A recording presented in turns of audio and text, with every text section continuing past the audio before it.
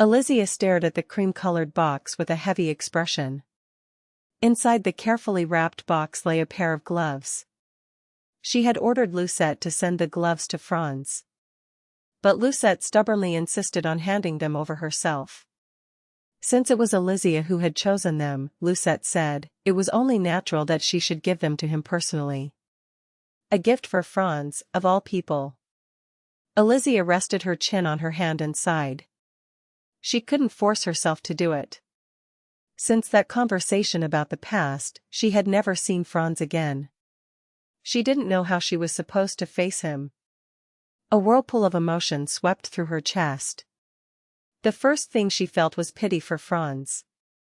He was a man who was clumsy in dealing with emotions. The afterlife is not a crime. But because of that afterlife, Elisia had died. So he wasn't completely innocent either. At the same time, she bore a grudge against him. Until the day she died, he had done nothing. Under the pretext of protecting her, he had turned a blind eye to her suffering. Even if he had been afraid of the first prince's gaze, was it necessary for him to treat her so coldly? Was it necessary for him to feel that much fear? Aleisha closed her eyes. It would be easier if I didn't know anything.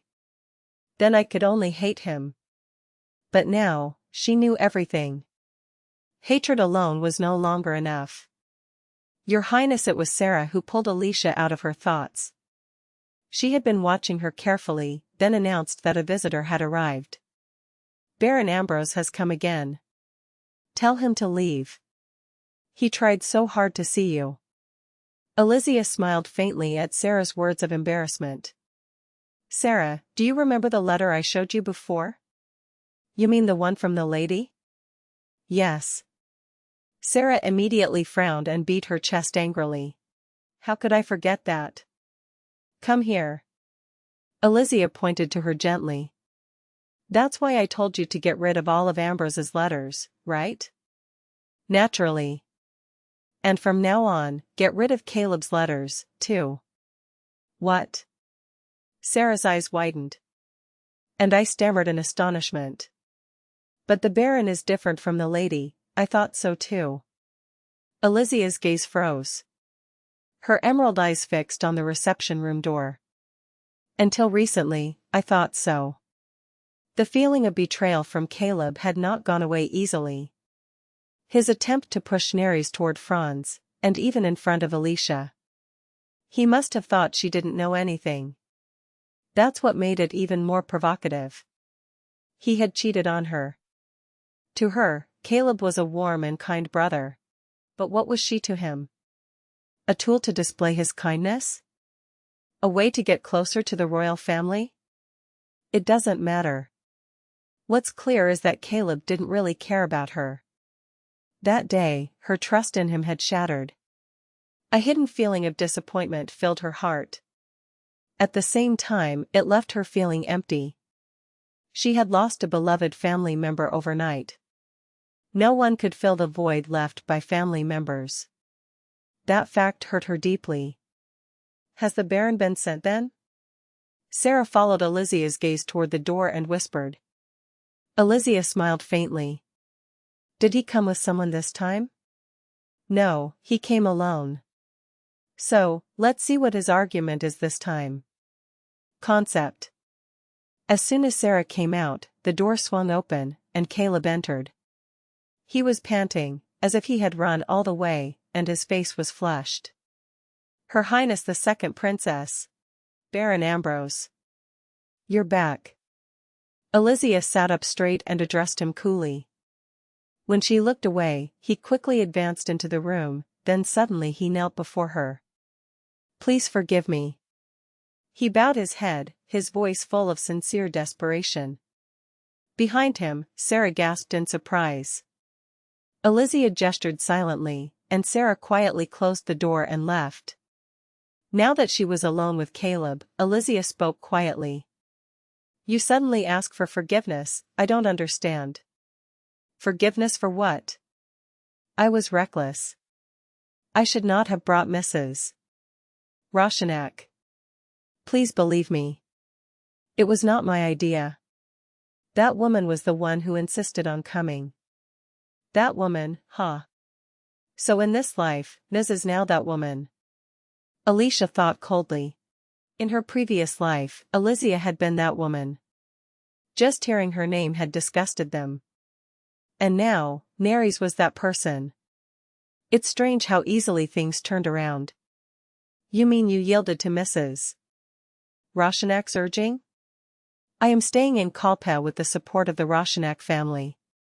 I had no other choice. You know how expensive it is to stay in the capital. Caleb spoke in detail, placing his hand on top of hers. She was staring at the gloves she had given him. You really know how to submit me, Caleb. She may not have known him well, but he knew her in every detail. He knew exactly how to get past her defenses, and where her weaknesses lay. He did not hesitate to exploit it. Why didn't I realize this sooner? At this moment, she began to wonder if she had been blinded by some emotion before. Why couldn't you see all these obvious things? If Franz's sin was inertia, then Aleisha's sin was naivety. It is a sin to see only what you want. To care about Franz alone, and ignore everything else. This time, I won't repeat that mistake again. She clenched her hand resolutely. There was a heavy silence in the room. As the tense atmosphere continued, Caleb slowly raised his eyes, as if checking if she was convinced by what he said.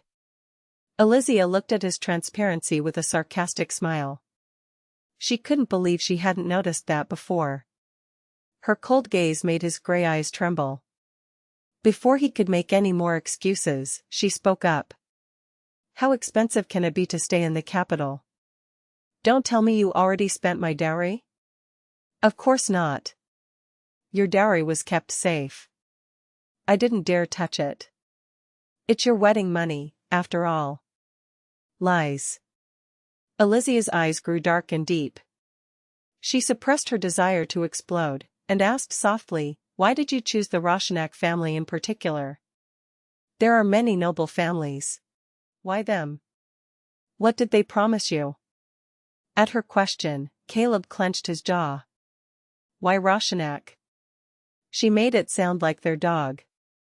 She watched his jaw tighten coldly. It must be humiliating. She chose her words deliberately. Caleb would be angry, but he had no right to be. As he knelt at her feet, their relationship was clear to everyone. Aleisha was the second radiant princess. And Caleb was just a baron from the countryside. If she wanted to, she could easily bring down someone of his stature. If he had the slightest sense, he would realize that. This was a test. If he only cared about his title, he would endure. He would lower his head further and beg for forgiveness, like any opportunist greedy for power. But if he really considered her his sister, he would show his feelings without hesitation. He would get angry. He would feel let down. Because they hadn't been like this before. In the past, whenever Elisia had made a mistake, Caleb had gently corrected her. He had guided her and taught her. Maybe, if he really cared, he would raise his voice against his arrogant little sister who had become a princess. If he truly considered her family. So what do you think, Caleb? Elisia waited with a beating heart. Time moved forward slowly.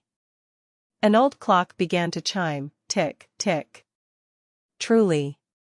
Just as her throat began to dry, Caleb finally spoke. She tensed and listened intently.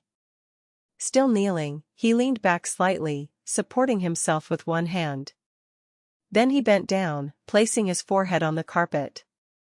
I am truly sorry, Her Highness the Princess Consort too. Because I accepted the support of the Roshanak family without your consent, and angered you, I will accept any punishment you deem appropriate. Elisia closed her eyes tightly. She bit her lip. As she caught her breath, Caleb began listing his excuses. There is no special reason for me to accept their offer. We had a simple connection through His Highness's first appearance, and they were the ones who contacted me first.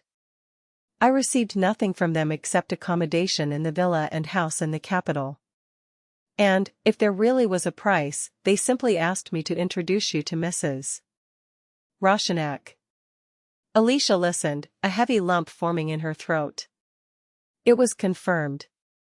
For Caleb, she was not a sister. She was the second princess, a tool to curry favor with the royal family. Rest assured, Your Highness, there is no need to worry. The Ambrose family is still loyal to you. I will never bring your name into disrepute. It is enough. Aleisha took a shuddering breath.